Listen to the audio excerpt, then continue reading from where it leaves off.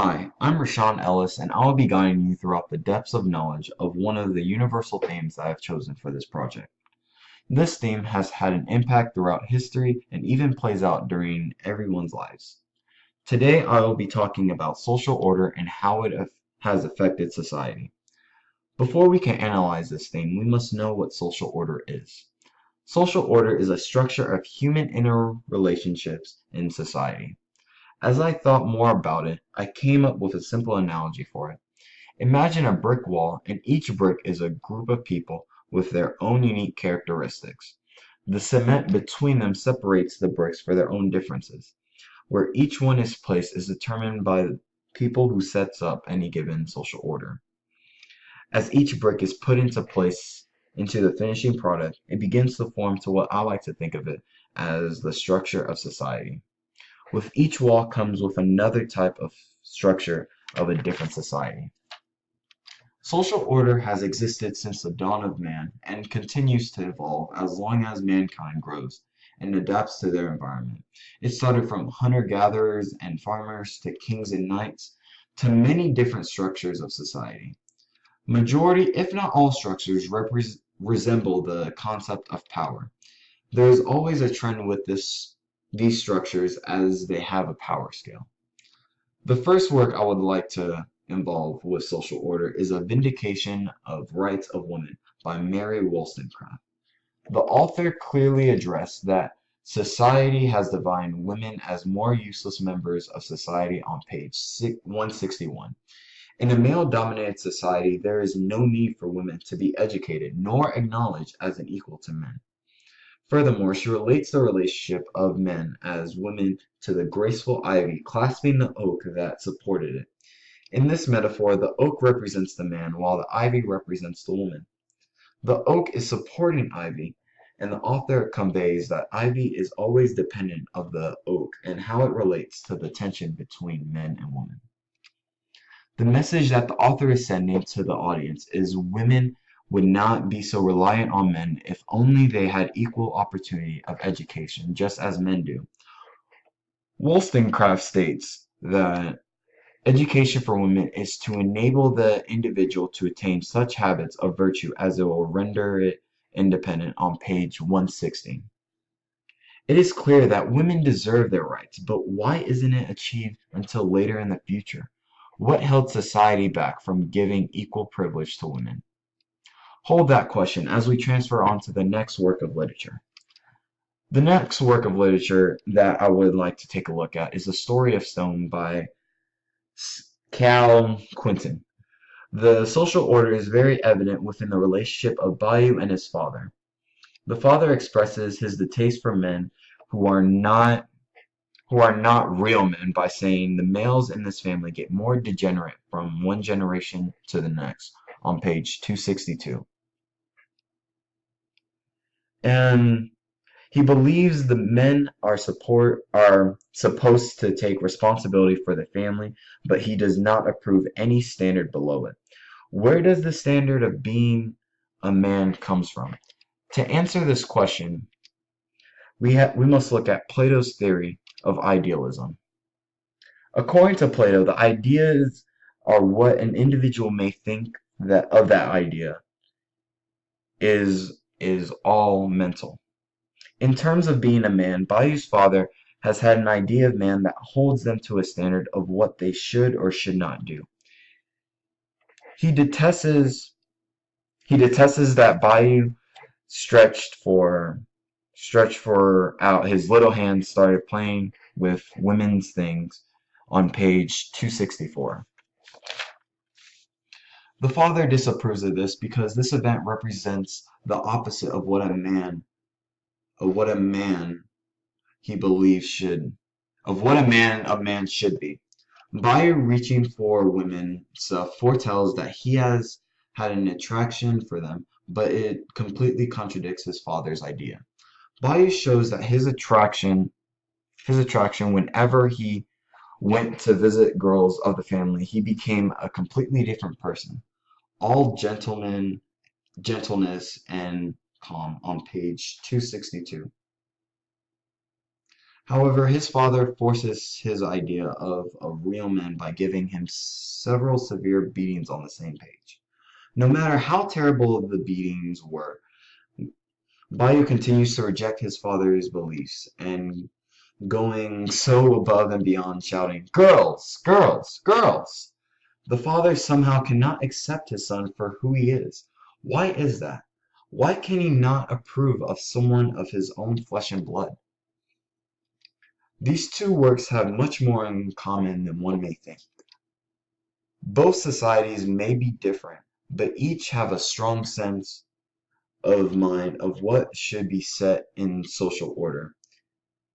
In Wollstonecraft, in the Wollstonecraft work, women are now allowed the opportunity of education as men are entitled to, while Bayou is not accepted by his father because he contrasts the idea of what a real man should be in Cow's work. Both society failed to accept the contrasting idea towards the social order. But why? From analyzing these two works, this can only lead up to the one answer about social order, which would be fear. Think about it. People are very resilient to change because they are afraid of the.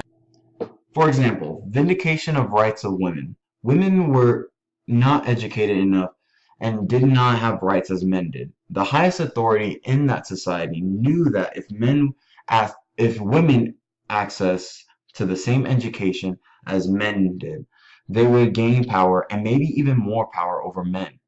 During that time, society has deemed women lower than men, but in reality they were petrified by the thought of women gaining power and what outcomes may come in result of it. But they fail to realize women just want to be equal as men. Let's take a look at the story of Stone. Bayou's father does not approve of the character of his son because he is afraid that he will fall victim to Bayou's attraction to women. If he were to accept Bayou, he may have lost the true sense of who he is. Instead, the father forces his beliefs onto Bayou by beating him physically because what's easier than rejecting someone's ideas? Exactly. Forcing your own onto someone else to discard their own beliefs. Fear is not only evidenced in these works, but many others. In the narrative of the life of Frederick Douglass, Douglass wrote about a memory how Mr. Odd was upset at his wife for teaching him how to read and write on page 553. He is upset and attempts to end Douglass' pursuit of literacy because Mr. Odd knows Douglass would be a threat to him if he learned how to read or write. Please take note of the highlighted word unsafe. Mr. Odd is expressing his fear of what Douglass could do if he learned how to read. If that doesn't convince you, look at this quote from page 527. He argued that if one slave refused to be corrected and escaped with his life, the other slaves would soon copy the example, the result of which would be the freedom of the slaves and the enslavement of the whites. That has fear written all over it, and you cannot deny it. The freedom of the slaves meant the beginning of the end of free whites. Combine these two quotes, and that summarizes the fear of the whites. In their mindset, if one slave was able to read and write, that one slave could pass his knowledge to other slaves, which could lead into an uprising against the slave owners. Look, I'm not here to bash or trash talk about how social order ruined the majority of history. In fact, social order has played a tremendous role in every society. Sure, it may have led to some unfortunate events in history, but we see the enormous impact social order can have. Look, if we really didn't want social order, everyone would have to look exactly the same. Take a look at this video right here. Sure, Timmy. And I wish everything and everybody in the world looked exactly the same. Hey, what happened? Hey, I'm a gray blob. Oh my gosh, everybody looks exactly the same. Gray blobs. I can't wait to see Fender's face when he sees he's exactly like everyone else. Right, guys? Cosmo, Wanda, guys? Could you imagine a world where everyone is exactly the same? Of course not. Not only is it impossible, but that would be insane.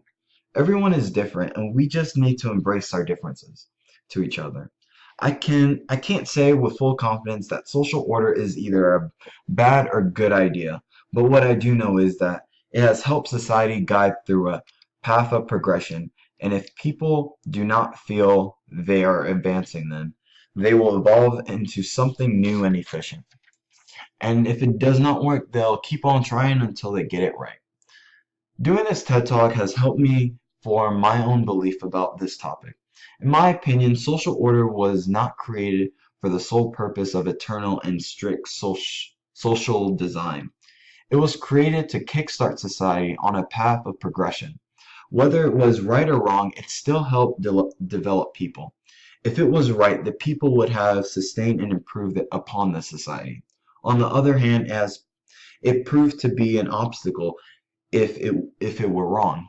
We have seen people do unimaginable things in order to help change society. They constructed a revolution of change that soon bypassed the obstacle and made themselves even stronger. Humanity has demonstrated that we can overcome any challenge we may face. And I know there are people who think humanity is digressing, but I'm here to say that you are wrong. We will continue to evolve and grow until we have achieved our desired future. Thank you for listening to this TED Talk, and this is my Works Cited page. Thank you.